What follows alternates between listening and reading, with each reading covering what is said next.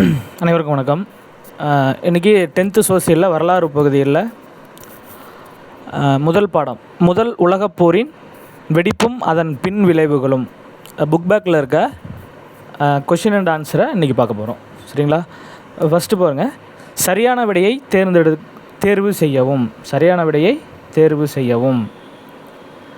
அடுத்தது first question, முதல் உலகப் போரின் இறுதியில் நிலைகுலைந்து போன 3 பெரும் பேரரசுகள் யாவை?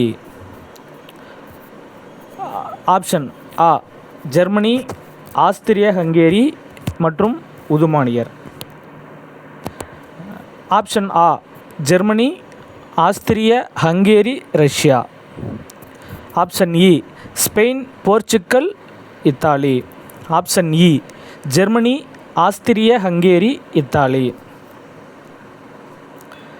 இதில் எது ஆன்சரு? ஆப்ஷன் ஆ ஜெர்மனி, ஆஸ்திரிய ஹங்கேரி மற்றும் உதுமானியர். சரியா? அடுத்தது இரண்டாவது கொஷின் பாருங்கள். 19ஆம் நூற்றாண்டு முடிவடையும் தருவாயில் கிழக்கு ஆசியாவில் உதயமான வலிமையான நாடு எது? 19ஆம் நூற்றாண்டு முடிவடையும் தருவாயில் கிழக்கு ஆசியாவில் உதயமான வலிமை வாய்ந்த நாடு எது? ஆன்சர் பார்க்கலாமா? ஆப்ஷன் ஆ சீனா, ஆப்ஷன் ஆ ஜப்பான், ஆப்ஷன் இ கொரியா, ஆப்ஷன் இ மங்கோலியா. ஆன்சர் எது? ஆப்ஷன் ஆ ஜப்பான். ஆப்ஷன் ஆ ஜப்பான். சரியா? அடுத்தது மூன்றாவது கொஷின் பாருங்கள். ஏகாதிபத்தியம் முதலாளித்துவத்தின் உச்சகட்டம் என கூறியவர் யார்? ஏகாதிபத்தியம் முதலாளித்துவத்தின் உச்சகட்டம் என கூறியவர் யார்? ஆப்ஷன் ஆ லெனின், ஆப்ஷன் ஆ மார்க்ஸ், ஆப்ஷன் இ சன் யாட் சென், ஆப்ஷன் இ மா சே துங். ஆன்சர் பார்க்கலாமா? ஆப்ஷன் ஆ லெனின். ஆப்ஷன் ஆ லெனின். 4 மார்ன் போர் எதற்காக நினைவு கூறப்படுகிறது? மார்ன் போர் எதற்காக நினைவு கூறப்படுகிறது? ஆப்ஷன் ஆ ஆகாய போர் முறை, ஆப்ஷன் ஆ பதுங்கு குழி போர் முறை, ஆப்ஷன் இ நீர்மூழ்கி கப்பல் போர் முறை, ஆப்ஷன் இ கடற்படை போர் முறை. ஆப்ஷன் ஆன்சர் என்ன? ஆப்ஷன் ஆ பதுங்கு குழி போர் முறை. பதுங்கு குழி போர் முறை. அடுத்தது 5வது கொஷின், பன்னாட்டு சங்கத்தின் முதல் பொதுச் செயலாளர் எந்த நாட்டைச் சேர்ந்தவர்? ஆப்ஷன் ஆ பிரிட்டன், ஆப்ஷன் ஆ பிரான்ஸ், ஆப்ஷன் இ டச்சு, ஆப்ஷன் இ அமெரிக்க ஐக்கிய நாடுகள். ஆப்ஷன் ஆ ஆன்சர் பாருங்கள். ஆப்ஷன் ஆ பிரிட்டன். அடுத்த கொஷின் 6, ஃபின்லாந்தை தாக்கியதற்காக பன்னாட்டு சங்கத்திலிருந்து வெளியேற்றப்பட்ட நாடு எது? கொஷின் என்னது? ஃபின்லாந்தை தாக்கியதற்காக பன்னாட்டு சங்கத்திலிருந்து வெளியேற்றப்பட்ட நாடு எது? ஆப்ஷன் ஆ ஜெர்மனி, ஆப்ஷன் ஆ ரஷ்யா, ஆப்ஷன் இ இத்தாலி, ஆப்ஷன் இ ஃப்ரான்ஸ். ஆன்சர் என்னது? ஆப்ஷன் ஆ ரஷ்யா. சரியா? அடுத்தது சரியான விடையை தேர்ந்தெடுத்துறதுக முடிஞ்சிச்சு. அடுத்தது கோடிட்ட இடங்களை நிரப்புக. 1, டேஷ் ஆம் ஆண்டில் ஜப்பான் சீனாவுடன் வலுக்கட்டாயமாக போரிட்டது? எந்த வருஷம்? 1894. அடுத்தது 2வது கொஷின் பாருங்கள். 1913ஆம் ஆண்டு மே மாதம் கையெழுத்திடப்பட்ட டேஷ் உடன்படிக்கையின்படி அல்பேனியா எனும் புதிய நாடு உருவாக்கப்பட்டது? அது என்ன உடன்படிக்கை? லண்டன் உடன்படிக்கை. 3, டேஷ் ஆண்டில் ஜப்பான் இங்கிலாந்துடன் நட்பினை ஒப்பந்தம் செய்து கொண்டது? எந்த வருஷம் ஜப்பானும் இங்கிலாந்தும் நட்பு ஒப்பந்தம் செய்து கொண்டது அப்படின்னா 1902. 4, பால்கனில் டேஷ் நாடு பல்வகை இன மக்களை கொண்டிருந்தது? எந்த நாடு? மாசிடோனியா. டானன்பெர்க் போரில் டேஸ் பேரிழப்புகளுக்கு உள்ளானது? எது? ரஷ்யா. பாரிஸ் அமைதி மாநாட்டில் பிரதிநிதியாக பங்கேற்ற பிரான்சின் பிரதமர் யார்? டேஸ் ஆவார். யார் அப்படின்னா கிளமென்சோ. யார்? கிளமென்சோ. 7.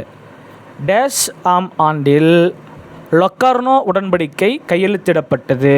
அதாவது லொக்கார்னோ உடன்படிக்கை எந்த வருடம் கையெழுத்திடப்பட்டது? 1925. 1925. அடுத்தது சரியான விடையை தேர்வு செய்யவும் கோடிட்ட இடங்களே முடிஞ்சது. அடுத்தது என்னது? சரியான கூற்றை தேர்வு செய்யவும். 1. பாயிண்ட் 1 பாருங்கள். துருக்கிய பேரரசு பால்கனில் துருக்கியர் அல்லாத இன மக்களை கொண்டிருந்தது. 2. துருக்கி மைய நாடுகள் பக்கம் நின்று போரிட்டது. 3. சூயஸ் கால்வாயை தாக்க துருக்கி மேற்கொண்ட முயற்சி முறியடிக்கப்பட்டது. இதில் எது சரி? ஆப்ஷன் இ. என்னது? 1, 2, 3 மூணுமே என்னது? சரி. சரியா? அடுத்தது 2வது கொஸ்டின். கூற்று பாருங்கள். கூற்று: ஆப்பிரிக்காவில் குடியேற்றங்களை ஏற்படுத்துவதற்காக ஐரோப்பிய நாடுகள் மேற்கொண்ட முதற்கட்ட முயற்சிகள் இரத்த களரியான போர்களில் முடிந்தன. அதுக்கு காரணம் என்ன சொல்லியிருக்காங்க பாருங்கள். சொந்த நாட்டு மக்களிடமிருந்து கடுமையான எதிர்ப்பு இருந்தது. சொந்த நாட்டு மக்களிடமிருந்து கடுமையான எதிர்ப்பு இருந்தது. இதற்கு ஆன்சர் என்னது? ஆப்ஷன் ஆ. காரணம், கூற்று ஆகிய இரண்டுமே சரி. சரியா? அடுத்தது பொறுத்துக்க பாருங்கள். 1. பிரெஸ்ட் லிடோவஸ்க் உடன்படிக்கை. பிரெஸ்ட் லிடோவஸ்க் உடன்படிக்கை. இதுக்கு ஆன்சர் என்னது? சொல்லுங்கள் பார்ப்போம். ஆன்சர் என்னது? எந்த இரு நாடுகளுக்கு இடையில் அது நடந்தது? ரஷ்யாவும் ஜெர்மனியும். ரஷ்யாவும் ஜெர்மனியும். சரியா? ஜிங்கோயிசம். இது ஜிங்கோயிசம் அப்படிங்கிற எங்கே அமைப்பு இருந்தது அப்படின்னா இங்கிலாந்து. இங்கிலாந்து. கமல் பாக்ஷா. கமல் பாஷா வந்து எந்த நாட்டை சார்ந்தவர்? துருக்கி நாட்டை சார்ந்தவர். எந்த நாட்டை சார்ந்தவர்? துருக்கி நாட்டை சார்ந்தவர். எம்டன் அப்படின்னா எங்கே இருக்குது அப்படின்னா சென்னை. கண்ணாடி மாளிகை தான் என்னது அப்படின்னா வெர்சைல்ஸ். கண்ணாடி மாளிகை தான் என்னது? வெர்சைல்ஸ். சரியா? அடுத்தது பாருங்கள். சுருக்கமாக விடியளிக்கவும். முதல் கொஷின்: சீன ஜப்பானிய போரின் முக்கியத்துவத்தை நீ எவ்வாறு மதிப்பீடு செய்வாய்? முதல் கொஷின் என்னது? சீன ஜப்பானிய போரின் முக்கியத்துவத்தை நீ எவ்வாறு மதிப்பீடு செய்வாய்? ஆன்சர் பாருங்கள். 1. 1894 ஜப்பான் சீனாவின் மீது வலுக்கட்டாயமான ஒரு போரை மேற்கொண்டது. 2. 1894 முதல் 1895 நடைபெற்ற இச்சீன ஜப்பானிய போரில் சீனாவை சிறிய நாடான ஜப்பான் தோற்கடித்து உலகை வியக்க வைத்தது. 3.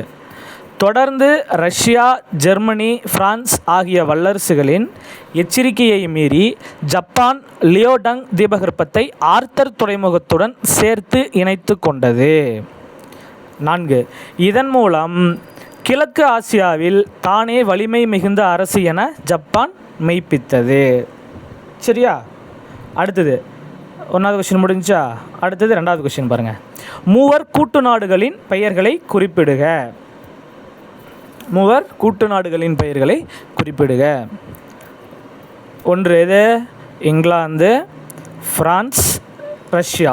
இது வந்து என்னது? பப்ளிக்கில் ரிப்பீட்டடாக கேட்டுட்ருக்கிற, அடிக்கடி கேட்குற ஒரு கொஷின். சரியா? 2 கொஷின் முடிஞ்சிச்சு. அடுத்தது 3வது கொஷின் பாருங்கள். ஐரோப்பிய போர்க்குணம் வாய்ந்த தேசியவாதத்தின் 3 வடிவங்கள் எவை? இதுவும் அதிகமாக கேட்கக்கூடிய ஒரு கேள்வி. சரியா? 1.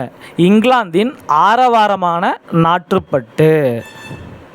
2 பிரான்சின் அதி தீவிரப்பற்று. 3 ஜெர்மனியின் வெறிகொண்ட நாட்டுப்பற்று. சரிங்களா? அடுத்தது 3வது கொஸ்டின் முடிஞ்சா. அடுத்தது 4 பதுங்கு குழி போர் முறை குறித்து நீங்கள் அறிந்தது என்ன? இந்த கொஸ்டினும் ரிப்பீட்டடாக கேட்டுக்கிட்டே இருக்காங்க. சரியா? ஃபஸ்ட்டு, போர் வீரர்களால் தோண்டப்படும் பதுங்கு குழிகள் எதிரிகளின் சுடுதலில் இருந்து தங்களை காத்து கொண்டு பாதுகாக்க நிற்க உதவின.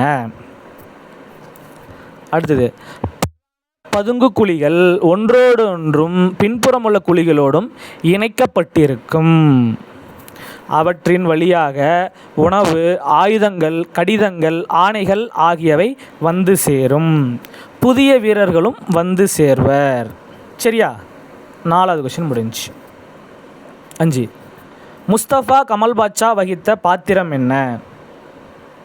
1 துருக்கி மீண்டும் ஒரு நாடாக மறுபிறவி எடுப்பதற்கு முஸ்தபா கமல் பாட்ஷா முக்கிய பங்கு வகித்தார்.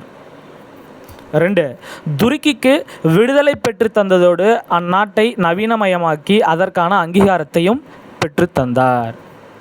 இது என்னது? 5வது கொஸ்டின். அடுத்தது 6 பன்னாட்டு சங்கத்தின் தோல்விக்கான ஏதேனும் 2 காரணங்களை பட்டியலிடுக. 6வது கொஸ்டின். 1 பன்னாட்டு சங்கம் முதல் உலகப் போரில் வெற்றி பெற்ற நாடுகளின் அமைப்பாகவே காணப்பட்டது. 2 சங்கத்திற்கென்று இராணுவம் இல்லை என்பதால் சங்கத்தால் தான் எடுத்த முடிவுகளை நடைமுறைப்படுத்த இயலவில்லை. சரியா? அடுத்தது 2 மார்க் முடிஞ்சது. அடுத்தது 5 மார்க் பாருங்கள். முதல் கொஷின் இது இந்த ஃபஸ்ட்டு கொஷின் பாருங்கள். 6வது சுருக்கமான விடையில் 6வது முடிஞ்சு. அடுத்தது 5 மார்க்கில் ஃபஸ்ட்டு கொஷின் முதல் உலகப் போருக்கான முக்கிய காரணங்களை விவாதி. இது ஒரு எப்பயுமே கேட்பாங்க அப்படின்ற மாதிரி ஒரு கொஷின். இது அடிக்கடி கேட்கப்படக்கூடிய ஒரு கொஷின், எல்லா எக்ஸாம்லேயும் கேட்பாங்க. சரியா? ஃபஸ்ட்டு, ஐரோப்பிய நாடுகளின் அணி சேர்க்கைகளும் எதிரணி சேர்க்கைகளும். சரியா? 1 ஐரோப்பிய வல்லரசுகள் 2 ஆயுதமேந்திய முகாம்களாக பிரிந்தன. 2 ஒரு முகாம் மைய நாடுகளான ஜெர்மனி, ஆஸ்திரியா, ஹங்கேரி, இத்தாலி ஆகியவற்றை கொண்டிருந்தது. இவை 1882 மூவர் உடன்படிக்கையை மேற்கொண்டன. அடுத்தது, இதற்கு எதிராக 1907 இங்கிலாந்து, பிரான்ஸ், ரஷ்யா ஆகியவை மூவர் கூட்டு என்ற உடன்படிக்கை செய்து கொண்டன. அடுத்தது, இவ்விரு அணிகளுக்கிடையே பகைமையும் எதிர்ப்பும் தோன்றின. சரியா? அடுத்த டாப்பிக்கு வன்முறை சார்ந்த தேசியம். தேசப்பற்றின் வளர்ச்சியோடு எனது நாடு சரியோ தவறோ நான் அதை ஆதரிப்பேன். முக்கியமான ஒரு பாயிண்ட். சரியா? எனது நாடு சரியோ தவறோ நான் அதை ஆதரிப்பேன் என்ற மனப்பான்மை மக்களிடையே வளர்ந்தது அப்படின்னு சொல்கிறாங்க. அடுத்த பாயிண்ட், இங்கிலாந்தின் ஆரவாரமான நாட்டுப்பற்று, பிரான்சின் அதி தீவிரப்பற்று, ஜெர்மனியின் வெறிகொண்ட நாட்டுப்பற்று ஆகிய அனைத்தும் போர் ஏற்பட முக்கிய காரணங்களாகின. இது ஒரு 2 மார்க்கில் பார்த்தோமா? சரி. அடுத்தது, ஜெர்மன் பேரரசின் ஆக்கிரமிப்பு பாங்கு அல்லது மனப்போக்கு அப்படின்னு சொல்லலாம். 1 பேரரசர் கெய்சர் வில்லியம் ஜெர்மனியே உலகத்தின் தலைவன் என்று பிரகடனம் செய்தார். ஜெர்மனியின் கடற்படை விரிவாக்கம் செய்யப்பட்டது. இது தனக்கு எதிரானது என்ற இங்கிலாந்தின் முடிவு இங்கிலாந்தையும் விரிவாக்க போட்டியில் ஈடுபடுத்தியது. இரு நாடுகளிடையே பதற்றம் மேலும் மேலும் அதிகரித்தது. அடுத்தது, பிரான்ஸ் ஜெர்மனியோடு கொண்ட பகைப்பற. பிரான்சும் ஜெர்மனியும் பழைய பகைவர்களாவர். 2 1871 ஜெர்மனியால் தோற்கடிக்கப்பட்ட பிரான்ஸ் ஜெர்மனியிடம் அல்சேஸ் மற்றும் லொரைன் பகுதிகளை இழந்தது. இது பிரான்ஸ் மக்களிடையே கசப்பான உணர்வை ஏற்படுத்தியது. அடுத்தது, மொரோக்கோ விவகாரத்தில் ஜெர்மனியின் தலையீடு கசப்புணர்வை மேலும் ஆதரித்தது.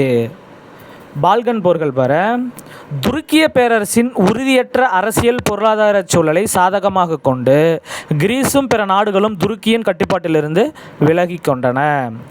பால்கன் கழகம் என அமைப்பு உருவாக்கப்பட்டது. இக்கழகம் பால்கன் போரில், அதாவது முதல் பால்கன் போரில் துருக்கிய படைகளை தோற்கடித்தது. அடுத்த பாயிண்ட்டு, அதன் பின் ஏற்பட்ட இரண்டாம் பால்கன் போரில் புக்காரெஸ்ட் உடன்படிக்கை மூலம் முடிவுக்கு வந்தது. இது எல்லா காரணங்களும் இருந்தாலுமே உடனடியான காரணங்கள் பாரு. 1, 1914 ஜூன் 28ஆம் நாள் ஆஸ்திரிய பேரரசின் மகனும் வாரிசுமான பிரான்சிஸ் பெர்டினாண்டு பிரின்சப் என்ற பாஸ்னிய செர்பியனால் கொலை செய்யப்பட்டார். அடுத்து, ஆஸ்திரியா இதனை செர்பியாவை கைப்பற்ற ஒரு வாய்ப்பாக கருதியது. அடுத்தது, செர்பியாவுக்கு ஆதரவாக ரஷ்யா போரில் இறங்கும் என கருதிய ஜெர்மனி ரஷ்யாவுக்கு எதிராக போர் அறிவிப்பு செய்தது. அடுத்தது, பெல்ஜியத்தின் நடுநிலைமை பாதிக்கப்பட்டதால் இங்கிலாந்தும் போரில் இறங்கியது. முதல் உலகப் போர் ஆரம்பமானது. சரியா? முதல் உலகப் போருக்கான காரணங்கள் பார்த்தோம்.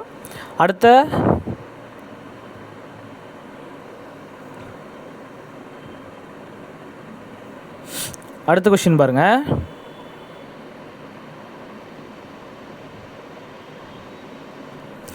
ரெண்டாவது கொஸ்டின், முதல் கொஸ்டின் முடிச்சு அந்த ரெண்டாவது கொஸ்டின் பாருங்க. ஜெர்மனியுடன் தொடர்புடைய வெர்சைல்ஸ் உடன்படிக்கையின் சரத்துக்களை கோடிட்டு காட்டுக.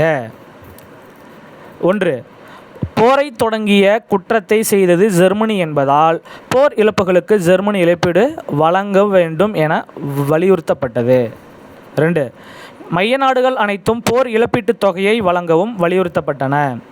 ஜெர்மன் படைகள் 1,00,000 வீரர்களை மட்டுமே கொண்டதாக அளவில் சுருக்கப்பட்டது. சிறிய கப்பற்படையொன்றை மட்டுமே வைத்துக்கொள்ள ஜெர்மனி அனுமதிக்கப்பட்டது. ஆஸ்திரிய ஜெர்மனி ஆகிய இரண்டின் ஒருங்கிணைப்பு தடை செய்யப்பட்டது. ஜெர்மனியின் அனைத்து காலனிகளும் பன்னாட்டு சங்கத்தின் பாதுகாப்பு நாடுகளாக ஆக்கப்பட்டன.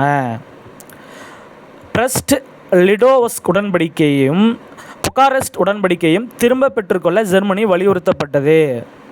அல்சேஸ் லொரைன் பகுதிகள் பிரான்சுக்கு திருப்பித் தரப்பட்டன. போலந்து மீண்டும் உருவாக்கப்பட்டது. அவ்வளோதான். ரெண்டாவது கொஸ்டின் அவ்வளோதான். சரிங்களா? அடுத்தது மூணாவது கொஸ்டின், லெனின் தலைமையிலான ரஷ்ய புரட்சியின் போக்கினை விளக்குக. 1, சோவியத்துகளில் மென்ஸ்விக்குகள் ஆதிக்கம் செலுத்த சிறுபான்மையினரான போல்ஸ்விக்குகள் அச்சமுற்றவர்களாகவும் முடிவெடுக்க இயலாதவர்களாகவும் இருந்தனர். லெனினின் வருகையால் இச்சூழ்நிலை மாறியது. ஃபஸ்ட்டு, தற்கால அரசின் தோல்வி பாருங்கள். புரட்சியின் போது அனைத்து அதிகாரங்களும் சோவியத்திற்கே என்ற லெனினின் முழக்கம் தொழிலாளர்களையும் தலைவர்களையும் கவர்ந்தது. பெருந்துயரங்களுக்கு உள்ளாகியிருந்த மக்கள் ரொட்டி, அமைதி, நிலம் என்ற முழக்கத்தால் கவரப்பட்டனர். தற்காலிக அரசு 2 முக்கிய தவறுகளை செய்தது. அடுத்தது, இதனால் ஏமாற்றமடைந்த விவசாய இராணுவ வீரர்கள் தங்கள் பொறுப்புகளை கைவிட்டு நில அபகரிப்பில் ஈடுபாடுளாயினர். இது பெட்ரோகிரேடில் போல்ஸ்விக்குகளின் தலைமையில் நடைபெற்ற எழுச்சியை மேலும் தீவிரப்படுத்தியது. அரசு பிராவ்தாவை தடை செய்து போல்ஸ்விக்குகளை கைது செய்தது. அடுத்து, ட்ராட்ஸ்கியும் கைது செய்யப்பட்டார். அடுத்தது, லெனினின் தலைமையில் போல்ஸ்விக் கட்சி ஆட்சியை கைப்பற்றுதல். அக்டோபர் திங்களில் லெனின் போல்ஸ்விக் கட்சியின் மத்திய குழுவை உடனடி புரட்சி கொடுத்து முடிவு செய்ய கேட்டுக்கொண்டார். ட்ராட்ஸ்கி ஒரு விரிவான திட்டத்தை தயாரித்தார். நவம்பர் 7 முக்கியமான அரசு கட்டிடங்கள், குளிர்கால அரண்மனைகள், பிரதம மந்திரியின் தலைமை அலுவலகங்கள் ஆகியவை புரட்சியாளர்களால் கைப்பற்றப்பட்டன. புதிய கம்யூனிஸ்ட் அரசு பாருங்கள். 1917 நவம்பர் 8 ரஷ்யாவில் புதிய கம்யூனிஸ்ட் அரசு ஆட்சி பொறுப்பேற்றது. போல்ஸ்விக் கட்சிக்கு ரஷ்ய கம்யூனிஸ்ட் கட்சி என புது பெயரிட்டது. மூணாவது கொஸ்டின் முடிஞ்சிங்களா? அடுத்தது லாஸ்ட் கொஸ்டின், பன்னாட்டு சங்கத்தின் பணிகள். இது கொஞ்சம் ரிப்பீட்டடாகவும் கேட்கலாம். போன வருஷம் ஐ திங்க் கேட்டிருந்தாங்க. எஸ். 1, பன்னாட்டு சங்கத்தினுடைய பணிகள் பாருங்கள். போர்களை தவிர்த்து உலகில் அமைதியை நிலைநாட்டுவது பன்னாட்டு சங்கத்தின் முக்கிய பணியாகும். சமூக பொருளாதார விஷயங்களில் பன்னாட்டு ஒத்துழைப்பை மேம்படுத்துகிறது. பன்னாட்டு சங்கம் 1920 முதல் 1925 ஆண்டுகளுக்கிடையே 3 பிரச்சனைகளுக்கு தீர்வு காண்பதில் வெற்றி பெற்றது. அது என்னென்னு பார்க்கலாங்களா? ஃபஸ்ட்டு ஆலண்டு தீவுகள் பிரச்சனை பாருங்கள். 1920 ஃபின்லாந்தின் மேற்கு கடற்கரைக்கும் ஸ்வீடனின் கிழக்கு கடற்கரைக்கும் இடையில் அமைந்த ஆலண்டு தீவுகள் உரிமை விவகாரத்தில் ஃபின்லாந்துக்கும் ஸ்வீடனுக்கும் இடையே பிரச்சனை ஏற்பட்டது. பன்னாட்டு சங்கம் அத்தீவுகள் பின்லாந்துக்கே உரியது என தீர்ப்பளித்தது. முதல் பிரச்சனை. அடுத்தது 2 மேலை சைலேசிய பிரச்சனை. அடுத்த ஆண்டில் போலந்துக்கும் ஜெர்மனிக்கும் இடையே மேலை சைலேசியா பகுதியில் எல்லை பிரச்சனை ஏற்பட்டது. அப்பிரச்சனையை பன்னாட்டு சங்கம் வெற்றிகரமாக தீர்த்து வைத்தது. அடுத்தது 3வது பிரச்சனை, கிரீஸ் பல்கேரியா பிரச்சனை. 1925 கிரீஸ் பல்கேரியாவின் மீது படையெடுத்த போது பன்னாட்டு சங்கம் போர் நிறுத்தம் செய்ய உத்தரவிட்டது. விசாரணைக்கு பின் சங்கம் கிரீஸின் மீது குற்றம் சாட்டி கிரீஸ் போர் இழப்பீடு வழங்க வேண்டும் என தீர்மானித்தது. அடுத்தது, இவ்வாறு 1925 லொக்கார்னோ உடன்படிக்கை ஏற்படும் வரை பன்னாட்டு சங்கம் வெற்றிகரமாக செயல்பட்டது. சரியா? 3 பிரச்சனைகள். ஒன்று ஆலண்டு தீவுகள் பிரச்சனை, 2 மேலை சைலேசிய பிரச்சனை, 3 கிரீஸ் பல்கேரியா பிரச்சனை. சரிங்களா? இதோட முதல் பாடத்துக்கு உண்டான புக் பேக் கொஷின் முடிஞ்சுது.